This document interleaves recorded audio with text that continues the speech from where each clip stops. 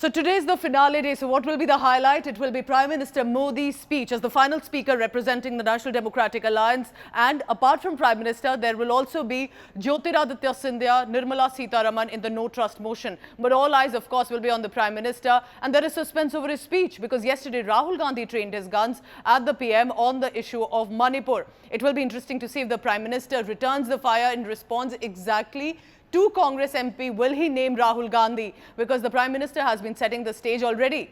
Remember the Quit India slogan yesterday that has come out as video from Prime Minister Modi. It's the new spin to target the opposition.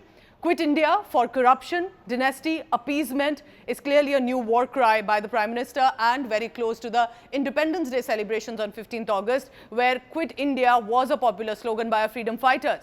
Remember, this no confidence motion is not about the numbers. NDA has 331 MPs, a clear majority. Combined strength of the opposition bloc India is just 144. So this is more about 2024 Lok Sabha elections. Let's go across to Kumar Kunal joining me from Delhi for the latest third day. Kunal, Prime Minister will be gunning for the opposition bloc. What exactly do you think is going to be the third final day about? It will be a grand finale for sure. And as we witness the discussion, and that too very fiery discussion inside the Lok Sabha for last 2 days, if that has to be seen, then the third day will be a grand finale for sure.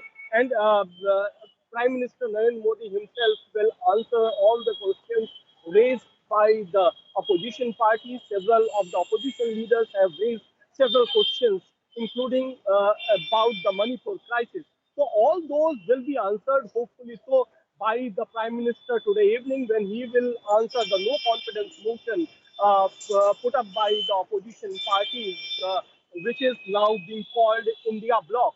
So all those questions are there.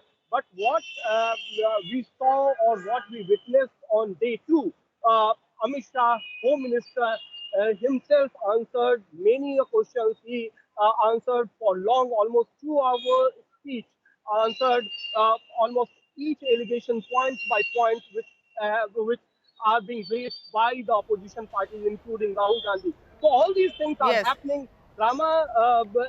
Dramatic scenes are also being witnessed inside Lok Sabha. So the third day will be no less On with dramatic. me. Stay on That with me. we Very can say for interesting. So in just a short while, basically about at 12 p.m. we'll have that. Let's get a perspective. Joining me live in this telecast is our consulting editor Rajdeep Sardesai. Rajdeep, it's the big day. But do we expect more on Manipur from the Prime Minister, or do we expect 2024 hints of the Lok Sabha elections? Yes, all eyes on Prime Minister Modi. In fact, this no confidence motion, in a way, was tabled principally because the opposition wanted Prime Minister Modi to break his silence on Manipur. The Prime Minister was simply not coming inside Parliament to speak on Manipur, and that's why the opposition thought the no confidence motion is the only way to bring Prime Minister Modi to Parliament. That's what they'll get today. But my sense is, given the detailed response that Amit Shah, the Home Minister, gave on Manipur on Wednesday, the Prime Minister will make this much more about his government's various achievements as he sees them as a build-up to 2024. So while he may address Manipur, will express his sadness, his remorse over what has happened there, I don't expect Manipur to be the centerpiece of the Prime Minister's speech. I expect him to speak on a variety of issues. And remember, Amit Shah spoke for 2 hours. Will the Prime Minister match that length? We'll wait and see. Okay, so Rajdeep, then my second question is, because it's Rahul Gandhi's return now after he was disqualified and reinstated now, do you think like 2018 about the hug and wing controversy, do you expect Prime Minister Modi will hit out at Rahul Gandhi, or perhaps he will just skirt around the issue? Look, we've seen Prime Minister Modi taking on the Gandhis at every available occasion inside Parliament. And we've already seen him do it outside in the last few weeks, ever since this new alliance against the BJP called India was forged. Prime Minister Modi's been using every opportunity to talk about quit India from corruption, quit India from dynasty, quit India from appeasement. So I expect the Prime Minister to certainly take on the Congress on his pet themes, his pet tropes of dynasty, of corruption. But I think the Prime Minister will also have to recognize that he has to offset 10 years of anti-incumbency going into next year's election.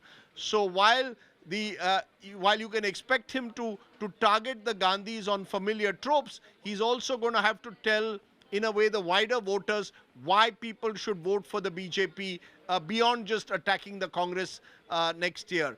And that, in a way, is how I see the Prime Minister approaching this this speech. This is his speech which will lay a platform for 2024. As he said, I think to the BJP Parliamentary Party, we are now essentially in the slogovers, and you've got to go out there and perform your best. So the Prime Minister is a bit of a showman at events like on occasions like this. Expect him to put on a bit of a performance. Very interesting. Thank you so much, Rajdeep Sardesai, for the latest on that. And at about 12 p.m, perhaps all the action will begin for this perspective. Thank you, Kunal and Rajdeep.